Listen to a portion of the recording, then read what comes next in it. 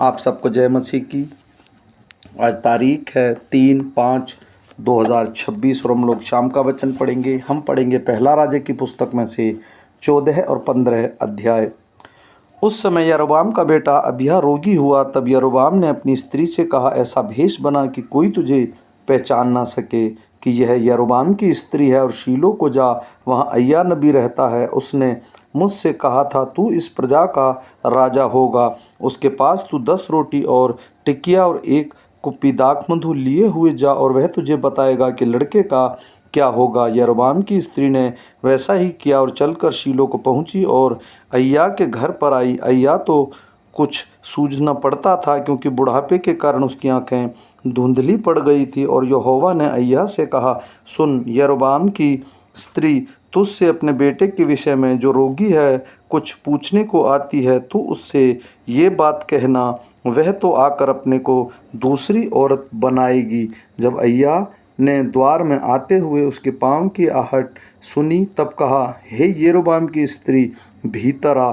तू अपने को क्यों दूसरी स्त्री बनाती है? मुझे तेरे लिए एक भारी संदेश मिला है। तू जाकर यरोबाम से कह कि इज़राइल का परमेश्वर यहोवा तुझसे यूँ कहता है, मैंने तो तुझको प्रजा में से बढ़कर अपनी प्रजा इज़राइल का प्रधान किया और दाऊद के घराने के राज्य छीन कर तुझको दिया, परंतु तू मेरे पास दाऊद के समान ना हुआ, जो मेरी आज्ञाओं को मानता और अपने पूर्ण मन से मेरे पीछे पीछे चलता और केवल वही करता जो मेरी दृष्टि में ठीक है। तूने उन सबों से बढ़कर जो तुझसे पहले है बुराई की, और जाकर पराये देवताओं की उपासना की और मूर्तें ढालकर बनाई, जिससे मुझे क्रोधित कर दिया और मुझको तो पीठ के पीछे फेंक दिया है। इस कारण मैं यरोबाम के घराने पर विपत्ति डालूंगा, वरन मैं यरोबाम के कुल में से हर एक लड़के को, और क्या बंदी क्या स्वाधीन, इज़राइल के मध्य हर एक रहने वाले को भी नष्ट कर डालूंगा। और जैसा कोई गोबेर को तब तक उठाता रहता है जब तक वह सब उठा नहीं लिया जाता, वैसे ही मैं यरोबाम के घराने की सफाई कर दूंगा। यरोबाम के घराने का जो कोई नगर में मर जाए उसको कुत्ते खाएंगे, और जो मैदान में मरे उसको आकाश के पक्षी खा जाएंगे। क्योंकि यहोवा ने यह कहा है, इज़राइल, तो उठ और अपने घर जा, और नगर के भीतर तेरे पांव पड़ते ही वह बालक मर जाएगा। उसे तो समस्त इज़राइली छाती पीट पीट कर मिट्टी देंगे। यरोबाम की संतान में से वे केवल उसी को कब्र मिलेगी, क्योंकि यरोबाम के घराने में से उसी में कुछ पाया जाता है जो यहोवा इज़राइल के प्रभु की दृष्टि में भला है। फिर यहोवा इज़राइल के लिए एक ऐसा राजा खड़ा करेगा जो उसी दिन यरोबाम के घराने को नष्ट कर डालेगा, परंतु कब?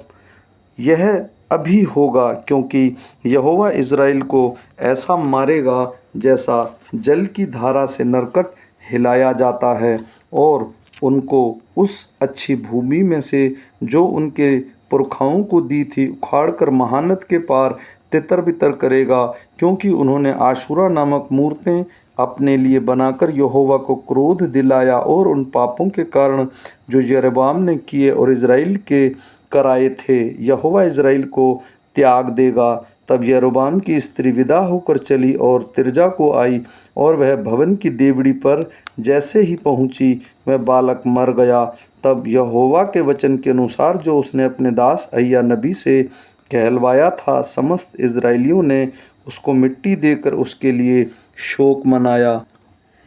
यरोबाम के और काम, अर्थात उसके कैसे कैसे युद्ध किया और कैसे राज्य किया, यह सब इज़राइल के राजाओं के इतिहास की पुस्तक में लिखा है। यरोबाम 22 वर्ष तक राज्य करके अपने पुरखाओं के साथ सो गया, और नाबात नामक उसका पुत्र उसके स्थान पर राजा हुआ। सुलेमान का पुत्र रहब्याम यहूदा के राज्य करने लगा। रहब्याम 31 वर्ष का होकर राज्य करने लगा, और यरूशलेम, जिसको यहोवा ने सारे इज़राइली गोत्रों में से अपने नाम रखने के लिए चुन लिया था, उस नगर में वह 17 वर्ष तक राज्य करता रहा। और उसकी माता का नाम नामाह था, जो अमोनी स्त्री थी। और यहूदी लोग वह करने लगे जो यहोवा की दृष्टि में बुरा है, और अपने पुरखाओं से भी अधिक पाप करके उसकी जलन भड़काई। उन्होंने तो सब ऊंचे टीलों पर और सब हरे वृक्षों के नीचे ऊंचे स्थान और लाठें और आशुरा नामक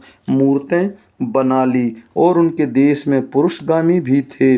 वे उन जातियों में से थे, सब घिनौने काम करते थे जिन्हें यहोवा ने इज़राइल के सामने से निकाल दिया था। राजा रहब्याम के 5वें वर्ष में मिस्र का राजा शीशक यरूशलेम पर चढ़ाई करके यहोवा के भवन की अनमोल वस्तुएं और राजभवन की अनमोल वस्तुएं सब की सब उठा ले गया, और सोने की जो ढालें सुलेमान ने बनवाई थी सबको वह ले गया। इसलिए राजा रहब्याम ने उसके बदले पीतल की ढालें बनवाई और उनके पहरुओं के प्रधानों के हाथ सौंप दी, जो राजभवन के द्वार की रखवाली करते थे। और जब जब राजा यहोवा के भवन में जाता था तब तब पहरुए उन्हें उठा ले चलते और फिर अपनी कोठरी में लौटकर रख देते थे। रहब्याम के और सब काम जो उसने किए, क्या यहूदा के राजा के इतिहास की पुस्तक में नहीं लिखे हैं? रहब्याम और यरोबाम में सदा लड़ाई होती रही, और रहब्याम उसकी माता नामाह नामक एक अम्मोनी थी, अपने पुरखाओं के साथ सो गई, और उन्हीं के पास दाऊदपुर में उसको मिट्टी दी गई। और उसका पुत्र अबिय्याह उसके स्थान पर राज्य करने लगा। नाबात के पुत्र यरोबाम के राज्य के 18वें वर्ष में अबिय्याह यहूदा पर राज्य करने लगा। वह 3 वर्ष तक यरूशलेम में राज्य करता रहा, और उसकी माता का नाम माका था, जो अबशलोम की पुत्री थी।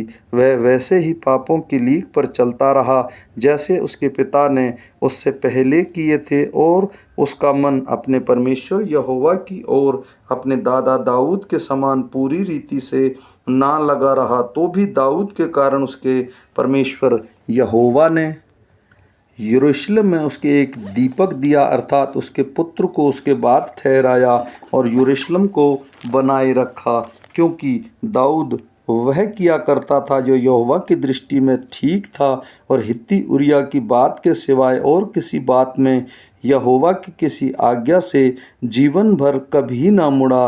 रहब्याम के जीवन भर उसके और यरोबाम के बीच लड़ाई होती रही। अबिय्याह के और सब काम जो उसने किए वे यहूदा के राजाओं के इतिहास की पुस्तक में नहीं लिखे हैं। और अबिय्याह की यरोबाम के साथ लड़ाई होती रही। अबिय्याह अपने पुरखाओं के संग सोया और उसको दाऊदपुर में मिट्टी दी गई, और उसका पुत्र आसा उसके स्थान पर राज्य करने लगा। इज़राइल के राजा यरोबाम के 20वें वर्ष में आसा यहूदा पर राज्य करने लगा, और वह यरूशलेम में 31 वर्ष तक राज्य करता रहा, और उसकी माता अबशलोम की पुत्री माका थी।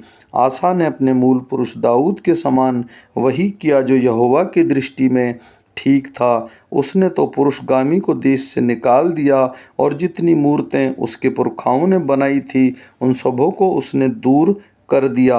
वरन उसकी माता माका, जिसने आशेरा के लिए एक घिनौनी मूरत बनाई थी, उसको उसकी राजमाता के पद से भी उतार दिया। और आसा ने उसकी मूरत को काट डाला और किद्रोन के नाले में फूंक दिया, परंतु ऊंचे स्थान तो ढाए न गए।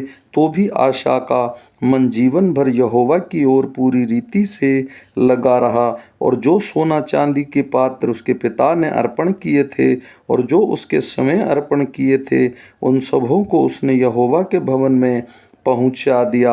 आसा और इज़राइल के राजा बाशा के बीच उनके जीवन भर युद्ध होता रहा। इज़राइल के राजा बाशा ने यहूदा पर चढ़ाई की और रामा को इसलिए दृढ़ किया कि कोई यहूदा के राजा आसा के पास आने जाने न पाए। तब आसा ने जितने सोना चांदी यहोवा के भवन और राजभवन के भंडारों में रह गया था, उस सब को निकाल अपने कर्मचारियों के हाथ सौंपकर दशमिक वासी आराम के राजा बेहनदद के पास, जो हेज्योन का पोता और तिम्ब्रमोन का पुत्र था, भेजकर यह कहा, जैसे मेरे और तेरे पिता के मध्य में वैसे ही मेरे और तेरे मध्य भी वाचा बंधी जाए।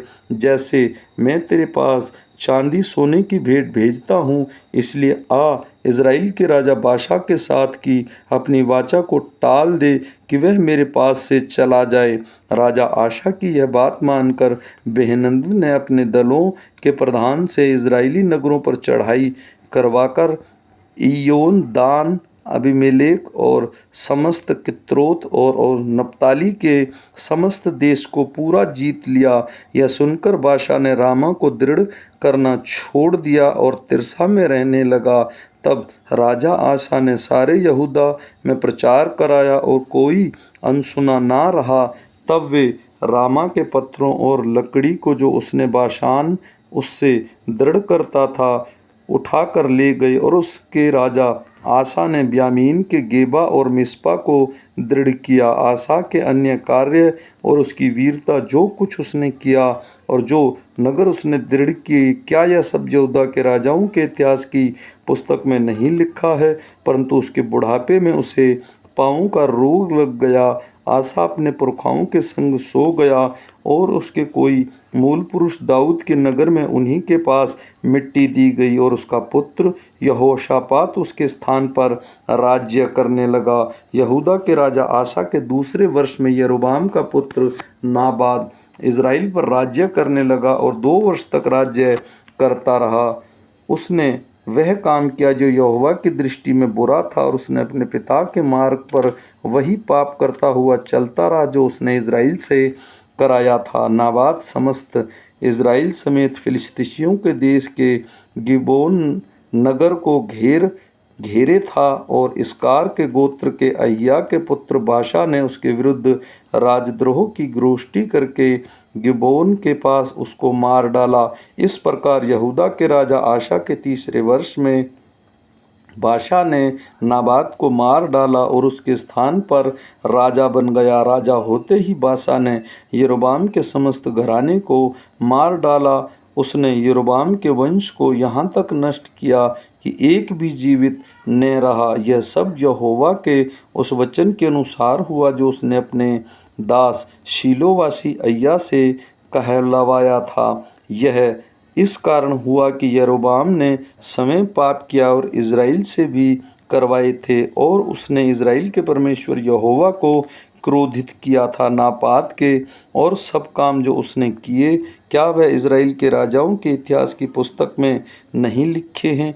आसा और इज़राइल के राजा बाशा के मध्य में जीवन भर युद्ध होता रहा। यहूदा के राजा आशा के तीसरे वर्ष में अय्या का पुत्र बाशा तिर्सा में समस्त इज़राइल पर राज्य करने लगा और 24 वर्ष तक राज्य करता रहा। उसने वह किया जो यहोवा की दृष्टि में बुरा था और यरोबाम के मार्ग पर वही पाप करता रहा जिसे उसने इज़राइल से करवाया था। आमीन।